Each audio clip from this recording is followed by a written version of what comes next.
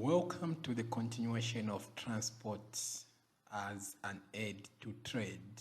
So in the first video, we looked at the four modes of transport, that is land, or should I say road, rail, air, and sea. Okay, so now most of them were things we already know. Maybe some of you learned them in primary school. You know that there are four modes of transport. But today we're going to go a bit deep into transportation with a special focus on sea transport. We're going to look at some features of sea transport. Mainly, there are going to be two features. The first is containerization. Okay, we're going to start the containers which have been turned into shops in Osaka. But we're going to start them in the sense of transportation. We're also going to look at a concept called chartering, which I mentioned in the previous lesson. Let's get started. So what is containerization? So containerization is just the transportation of cargo in special metallic box of standard sizes. Okay, so these are boxes made of metals. Inside you put your cargo. Okay, so there are two types in terms of size. Okay, two types of containers in terms of size. So the first standard size is a 20 by 8 by 8, known as a 20 feet container. So this one is suitable for low volume, high weight. That is, low volume, it should be small in size but very heavy. Okay, so that's where they use a 20 by 8 by 8 or a 20 feet container. Okay, the second one, the one that is bigger than this, is a 40 by 8 by 8, known as a 40 feet container. Okay, so this one is suitable for low weight but high volume. Okay, low weight, high volume, which is opposite to the 20 feet container. 20 feet container is low volume, high weight, but 40 feet container is low weight, high volume. Okay. So what are some of the features that containers have? So containers are generally owned by shipping lines. Okay. They have they may have refrigeration. Okay, so refrigerated containers are also available. Okay, they are mostly used in road transport and sea transport when exporting goods to other countries. Okay, also rail transport, they can be used, but not that much. But most of the times it's sea transport and road transport. So now containers are available to the traders on less than container basis, which means you can get a container but not use all of it, but use part of it, meaning that the other part may be used by another trader. That's what it means, less than a container basis, meaning that you use part of a container. Okay, then there's also a full container load where you rent out the entire container.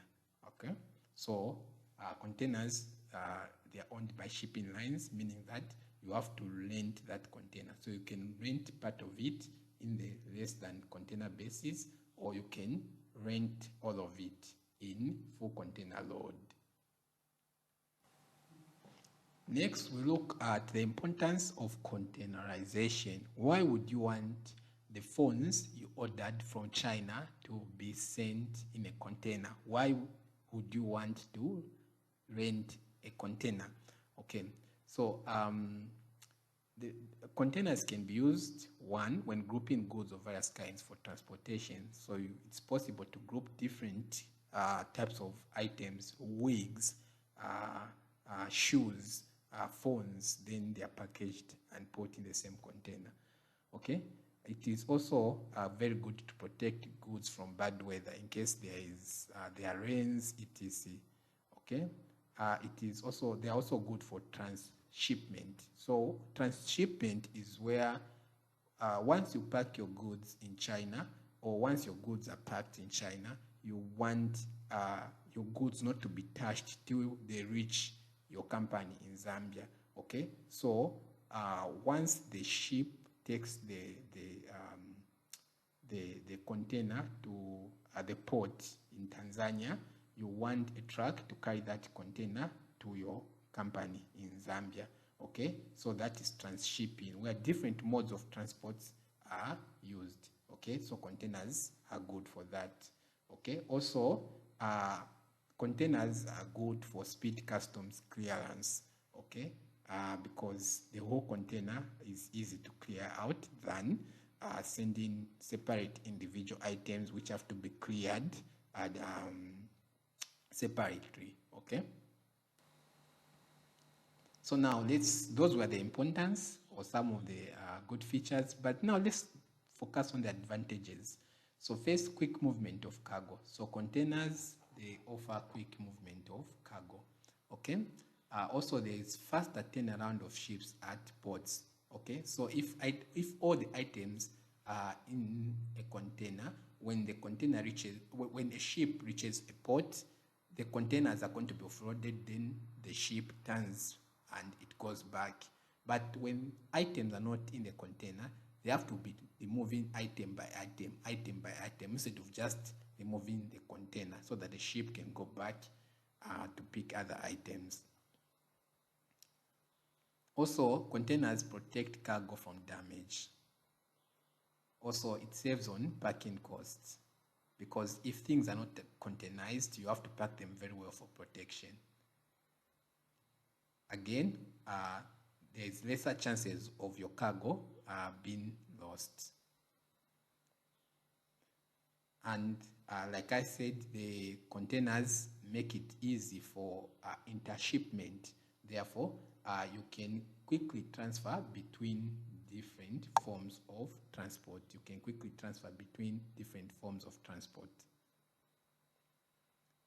They also offer what is called the reduced pilfering. Okay.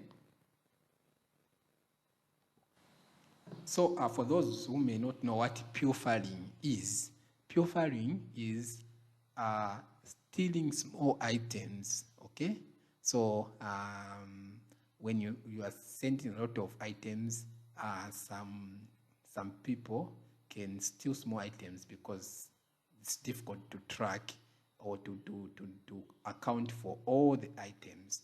Okay, so some small items that are difficult to identify whether they are there or not can be stolen. So it's called pilfering. But if everything is locked in a container, it's difficult for someone to open the container and steal some items. Okay, now let's take a look at disadvantages of containerization. The first is it's expensive to own a container, hence it is easy to rent it. Okay, it also depends on skilled labor to pack and also load the container and unload the ship. Okay, like removing the container from the ship. Also, the capital cost involved always increases when you're using a container. So the capital cost increases. Finally, we look at chartering. Okay, so a vessel, truck, or plane is available to the trader on chartered basis by paying a certain amount. In short, renting, that's what chartering is. Okay, you rent a vessel, a truck, a plane. Okay, that's what chartering is. Okay, you pay a small amount, then it is available to you. You can use it. So the trader can then cover a certain distance of voyage according to his own schedule. Okay. So the agreement signed with the owner is called the chartered party. Okay. So that's the agreement signed between you as a business and the owners of the equipment that you want to rent. So I know we talked of chartering a bit when we were discussing introduction to commerce, aids to trade. So this is now like going a bit in details. Okay, so now chartering is available on voyage and time basis. So so it's not always that you'll find the equipment that you want to rent available. Okay, but you can know that it is rented out on Wednesday and these days. Okay. Okay, so the next item that we're going to discuss is called the shipping conference. So it is a meeting held on annual basis attended by representatives of shipping companies in which important matters are discussed. So all the shipping companies are going to attend this meeting and it occurs once a year to discuss important matters. Okay, one of the important matters is the decision of minimum freight charges for a certain voyage. Okay, all the shipping companies have to agree on how much is going to be charged when cargo is being moved from point A to point B. There should be a standard charge. Okay, so this charge which they decide on during the shipping conference has a name. So it is called a conference rate. So what are the advantage of this same meeting? Okay, the shipping conference. Okay, of course, so because of the fact that competitors, different companies meet, the price competition amongst the shipping line is limited. Okay, so there's not there's a bit of control on the price competition. Someone cannot just reduce, okay, to make others lose profit or lose business. No, okay, they all have to stick to the agreed amount. And also, every company will know that the profit they are going to make is certain. Okay, they are sure that okay, we're going to make this profit from each shipping. Also, because of this, there is always availability of ships in the long run. Okay. Then the disadvantages of shipping conferences is rates are made artificially high and expensive. Okay, they want to make money, so they make the rates very expensive. Okay, without a good reason.